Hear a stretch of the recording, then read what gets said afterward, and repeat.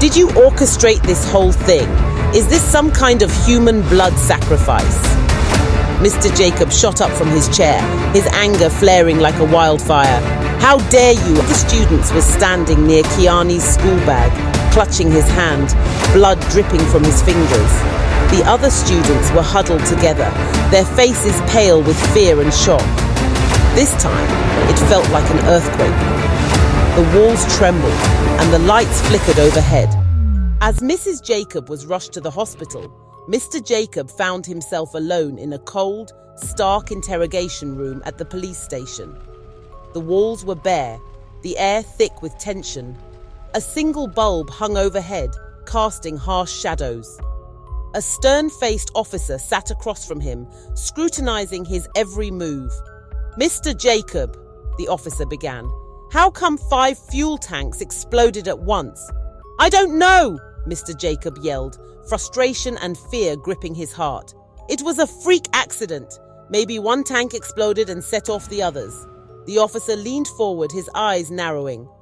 "Our investigation shows all 5 tanks exploded at the exact same time.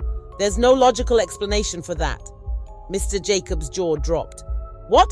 That doesn't make any sense." The officer continued, his tone icy. "Did you orchestrate this whole thing? Is this some kind of human blood sacrifice?" Mr. Jacob shot up from his chair, his anger flaring like a wildfire. "How dare you? I would never harm anyone. This was an accident." "Calm down, Mr. Jacob," the officer said, unfazed. "We need answers." "I want to talk to my lawyer," Mr. Jacob demanded, his voice trembling with rage and desperation. At that moment, the door swung open and Mr. Jacob's company lawyer, Mr. Aid, walked in. His presence felt like a lifeline in a stormy sea. "What's going on here?" Mr. Aid asked, his tone firm and authoritative. "Mr. Aid, thank God you're here," Mr. Jacob said, relief washing over his face. "They're accusing me of orchestrating the explosion." Mr. Aid turned to the officer. "My client has the right to legal counsel. What evidence do you have?" The officer replied, "We found that all 5 tanks exploded at the same exact time. We need to understand how that's possible." Mr. Aid nodded, his expression steely. "We will cooperate with the investigation, but you cannot accuse my client without concrete proof." "We're just following the leads," the officer said defensively. "We need to rule out every possibility." Mr. Aid turned to Mr. Jacob. "Let's get you out of here. We'll work on this together." The officer sighed, a hint of frustration in his eyes. "All right, but this investigation is far from over." Mr. Jacob and Mr. Aid left the room, walking through the dimly lit corridors of the police station. "What do we do now?" Mr. Jacob asked, his voice heavy with worry. "We'll need to gather all the evidence from your company," Mr. Aid replied. "We have to prove this was an accident." As they exited the station, the harsh sunlight hit their faces, a stark contrast to the gloom inside. "Coming to think of it," said Mr. Aid, "where is your wife? She called me earlier to inform me of your arrest and asked me to meet her here." "She never came, at least not that I know of," said Mr. Jacob. "That's strange. She sounded really worried on the phone," said Mr. Aid. "Let me call her to know her whereabouts, Mr. Jacob." Just when he was about to dial his wife's phone number, he received a call from an unknown number. It was a doctor from the hospital. "Mr. Jacob, your wife has been in an accident. She's in critical condition." Mr. Jacob felt the world collapse around him. "What? How? I need to see her right now." Mr. Aid grabbed his arm. "I'll drive you to the hospital." In the car, Mr. Jacob stared out the window, his mind a whirlwind of thoughts. First the explosion, now this. Why is everything falling apart? Mr. Aid shook his head, his jaw set. "We'll get through this. Focus on your wife now." At the hospital, they rushed to the emergency room. The sterile smell of antiseptic and the beeping of machines filled the air. A nurse directed them to the ICU, where Mrs. Jacob lay unconscious, surrounded by a symphony of medical equipment. Mr. Jacob approached her bed, tears streaming down his face, his heart breaking at the sight of his beloved wife so vulnerable. "I'm here, honey. I'm here. Mr. Aid placed a reassuring hand on Mr. Jacob's shoulder. I'll handle everything with the police. You stay with her. Mr. Jacob nodded, gripping his wife's hand. Please wake up, he whispered, his voice cracking. We need you. Meanwhile, back at home, the twins were anxiously waiting. They sat by the window, their faces pressed against the glass, watching for any sign of their parents.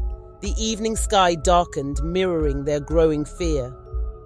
Do you think Mommy and Daddy are okay? Morphe asked, her voice quivering. I hope so, Kilani replied, holding her hand tightly. They have to be.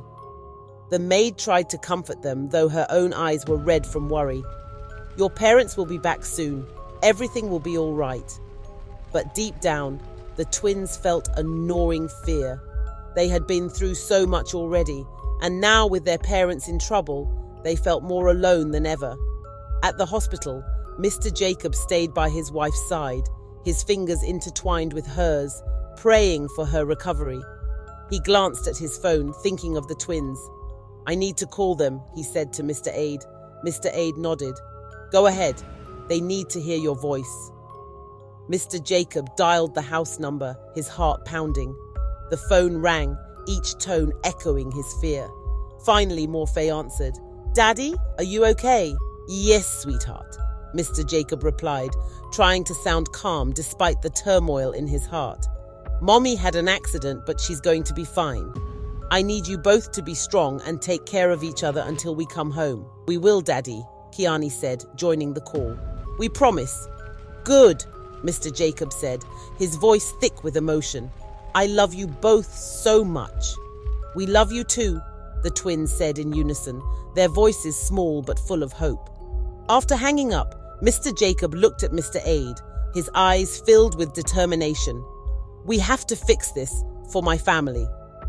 We will, Mr. Aid assured him, his voice steady. One step at a time. As the night wore on, Mr. Jacob sat by his wife's side, his heart heavy with worry and love. He prayed silently, hoping for a miracle, while Mr. Aid worked tirelessly to clear his name and uncover the truth behind the mysterious explosions.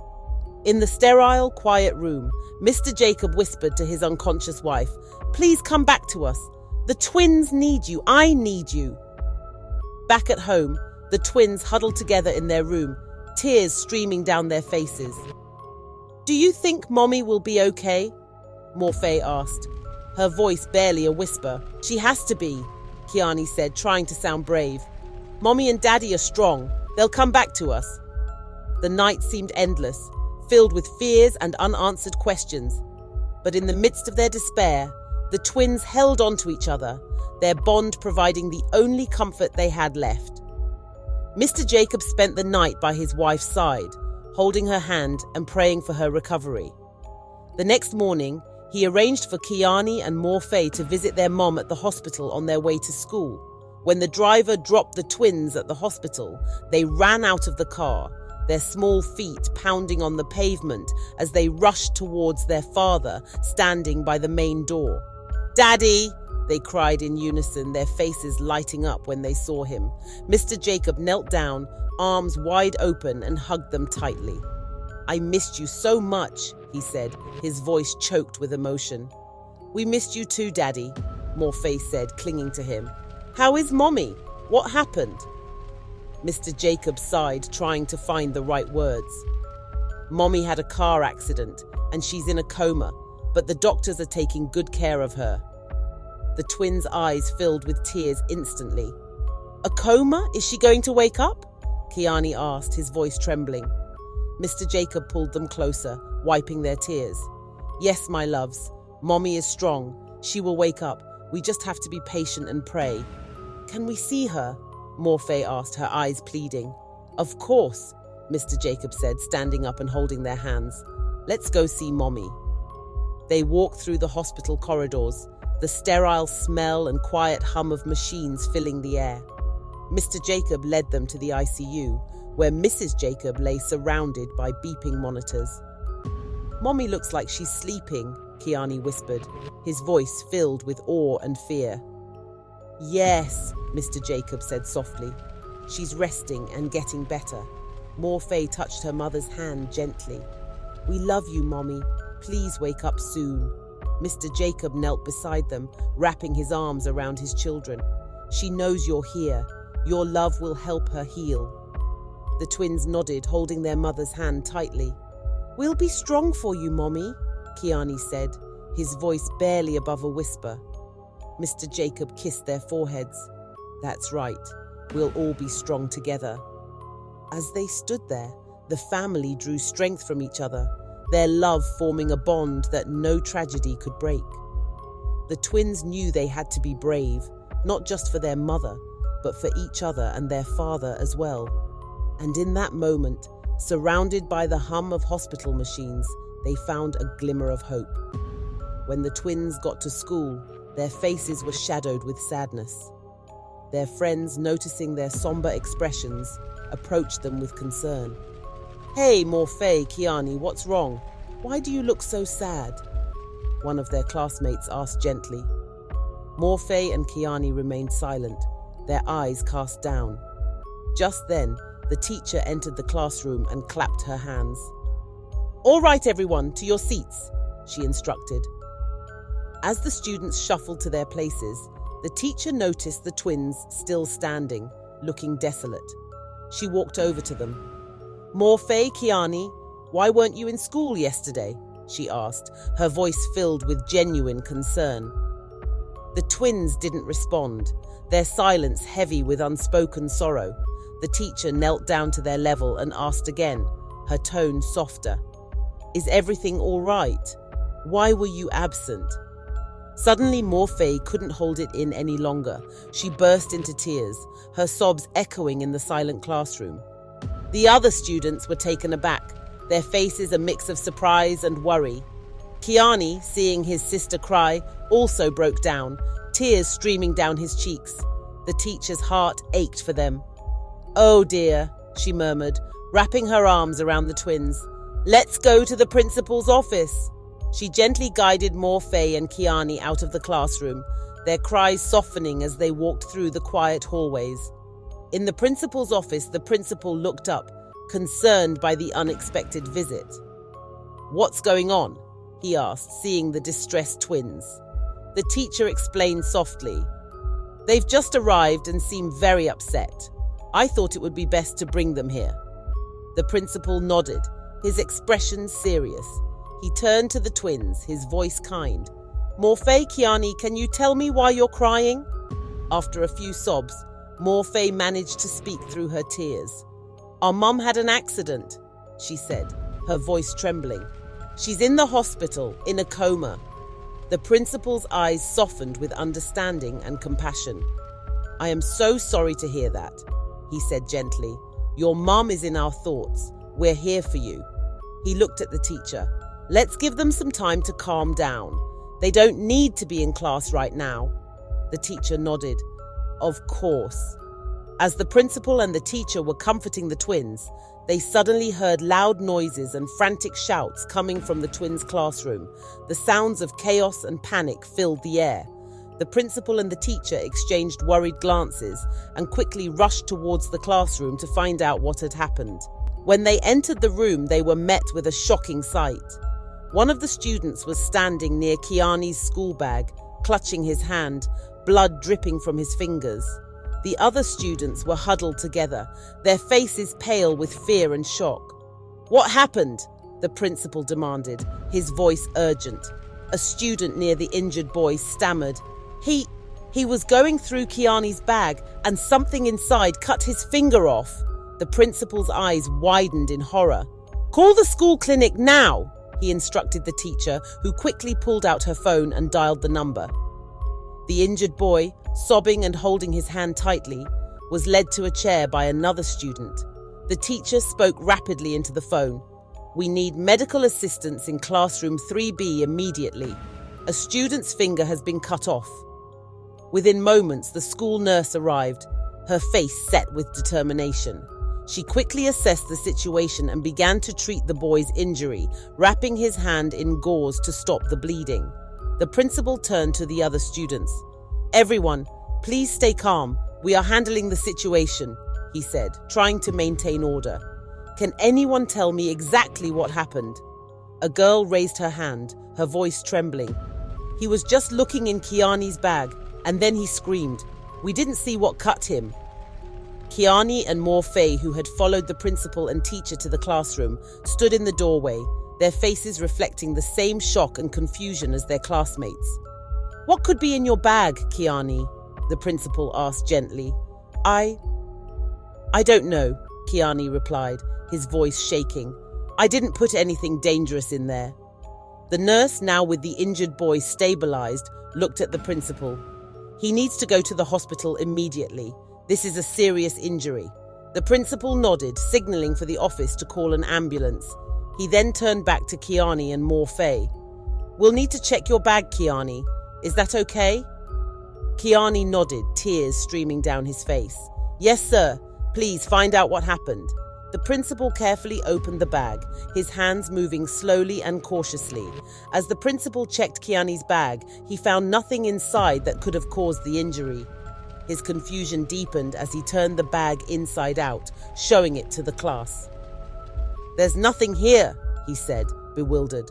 The entire classroom fell silent, the air thick with shock and unease.